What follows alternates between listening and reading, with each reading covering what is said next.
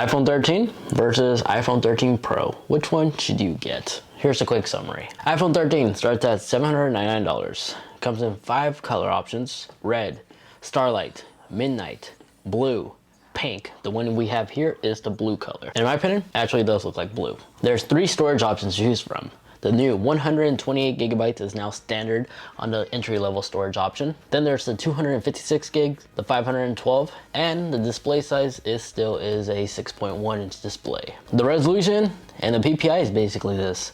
It is 2532 by 1170 resolution and has a PPI rating of 460. It's a non-adaptive refresh display. In other words, it's locked at 60 Hertz. Internally, it does have Apple's latest A15 Bionic processor inside. And from the performance test we've done, it's really powerful, especially from the last generation iPhone 12 Pro. It's better in a single core and the multi-core processors when performing Geekbench tests. It does have one less GPU core compared to the iPhone 13 Pro. And all the cameras you see here, including the front camera, they're all a 12 megapixel camera. You have a dual camera setup with a ultra wide and a wide camera lens, and has support for a 5-time digital zoom, no optical zoom.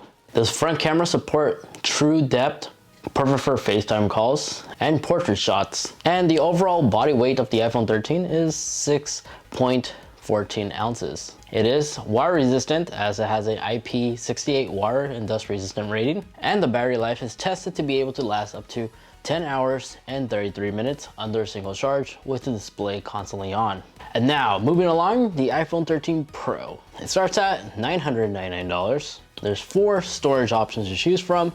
128 is the new base starting storage option. You can upgrade to the 256, the 512, and the new 1 terabyte option is now available on the iPhone, and it's on the iPhone 13 Pro only and 13 Pro Max. It shares the same screen size and resolution size compared to the iPhone 13. So it is a 6.1 inch display with the same resolution, 20:532 by 1170, and a PPI rating of 460.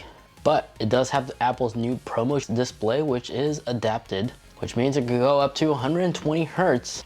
And it also has Apple's latest A15 Bionic chipset inside. Just the GPU cores has 1 additional core compared to the standard A15. And from a real-world comparison video that we recently made, running a speed test comparing the 13 Pro, and the 12 Pro as an added bonus, the iPhone 13 Pro was able to catch up to both of these devices with several seconds to spare.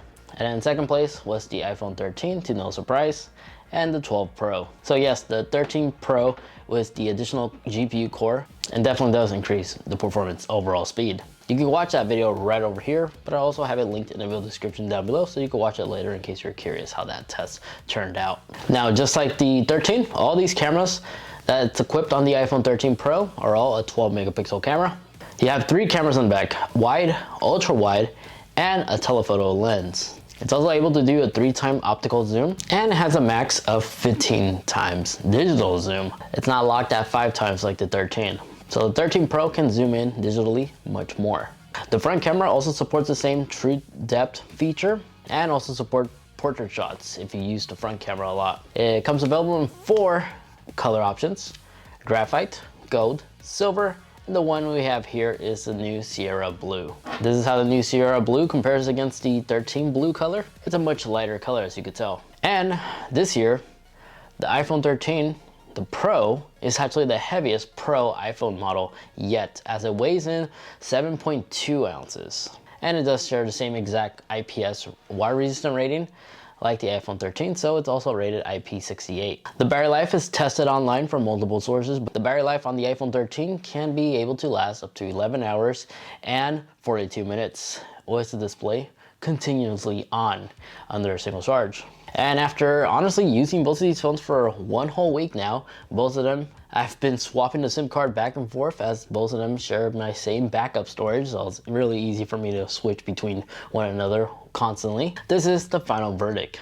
Design-wise, both share the new Apple redesigned body found on the iPhone 13, as the Pro also continues to have the new speaker cutout right here, earpiece, all the way on the top this year, as well as a slightly narrow notch. They both share the same edge-to-edge display design, just one is made out of stainless steel and the other one is made out of aluminum.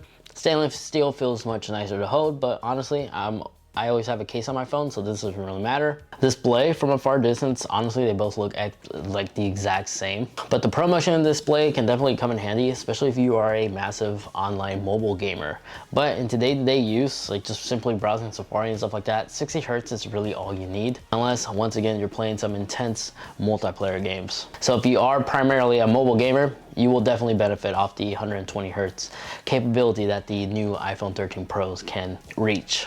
Now the iPhone 13 does have the LiDAR sensor, but honestly, I rarely use them. The only time I use them is probably once every 3 months. Whenever I download an app that has like an AR functionality, like to move furniture around and such like that, those type of apps do utilize the LiDAR sensor.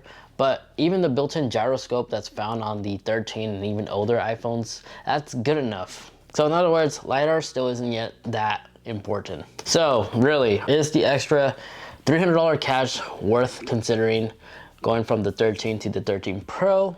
Well, here are the most important features everybody needs to know when deciding between these two phones. For me, as a content creator, I do a lot of working outside, and the display that's found on the 13 Pro is definitely much brighter than ever before. And this definitely comes in handy, especially when I'm recording a video or operating a drone. But even the regular iPhone 13 got a lot brighter than ever before, as this shares the same maximum brightness like the previous iPhone 12 Pro, as this screen can now go up to 800 nits. And then the 13 Pro is now able to achieve 1000 nits. But regardless, both have the 1200 nits capacity, which is what's needed to view HDR content on your phone. So in terms of viewing movies and stuff like that, both phones and displays will look absolutely amazing, but of course the Pro can go up to 120 Hz and can go down to even a lower refresh rate to give you the maximum cinematic experience. So if you don't care about constantly having to view your display in direct sunlight or in a very bright environment, the 13 will be perfectly fine. And of course, both the 13 and the 13 Pro both have the ultra wide lens. It definitely does change things up, especially since you can capture a lot more in the subject. Feels like I have an action camera right here on my hands. But you'll be happy to know for the 13 and 13 Pro, the ultra wide lens now have body stabilization, which means there's a little motor inside that stabilizes everything. So you can run with the ultra wide lens, and you'll notice that the video comes out looking smooth and stable. This can both be accomplished on both phones. But the 13 Pro does have auto focus on the ultra wide lens. They both have the built-in cinematic mode, which uses AI learning to focus on the subject. And in case the footage doesn't come out great like you originally anticipated, like it messes something up on its focus, you can always go back and actually edit that footage and fix the focus. So you have that freedom. So if you messed up the first time, you can always go back and edit that, which is really nice. So honestly, for the everyday user, the iPhone 13 is more than enough. These cameras are no slouch. These are still the best cameras available in the market. You can easily take some beautiful pictures and videos. You can take full advantage of the new cinematic mode. And for the first time ever, if you are considering the iPhone 13 Pro, there's no difference between the hardware that's found inside the 13 Pro and the 13 Pro Max. The only difference between those two phones is just obviously the larger screen and the larger battery. Camera hardware are identical. Both the 13 Pro and the 13 Pro Max both have the autofocus on the ultra wide lens, and it doesn't end there. You can also take micro videos and slow motion videos as well. And then the telephoto lens, unlike the iPhone 12 Pro, is a 3x zoom now. Originally it was 2x, now it's a 3x. And then the ultra wide also has support for light mode as well. And then with the Pro model, you have, of course, Apple ProRAW, which gives you much more editing power to correct and fine tweak some of your photos you've taken on your iPhone 13 Pro or 13 Pro Max. And then in the near future, Apple ProRes video is coming out later on this year. Just an important thing to note about the Apple ProRes is that it's only coming out on the iPhone 13 Pros that have 256 gigabytes or greater. The base storage option, unfortunately, Apple said no mention that this is gonna come out for that storage option model, unfortunately, probably because of the lack of storage. So if you wanna take a full advantage of that ProRes, you're gonna need the 256 gigs or greater storage option. So if you need the best of the best on what Apple has to offer in terms of camera technology, the iPhone 13 Pro is your best option. Oh no, there you go. That is my real world comparison between the 13 and the 13 Pro. If you got some good useful information out of this video, I'd really appreciate it if you guys leave this video a like. That does help me out a lot. And get subscribed, especially if you enjoy a lot of tech videos just like this. I really just review it like it is and tell it to you like it is. So hopefully it could help you out in any way to make that perfect financial decision, because these products are not cheap. And the last thing I want you to do is have some regret, to prevent anybody from going with the wrong device. So there you guys have it. Links to everything will be linked in the video description down below. Of course, if you'd like to check out some awesome iOS 15 hidden features that I just on my phone, I recommend you guys to do as well. You can go ahead and check out that video over there. And then the video next to that one, that's just a video YouTube's recommending specifically for you. Thanks so much for watching. Take care, and I'll catch you all in the next one. See ya.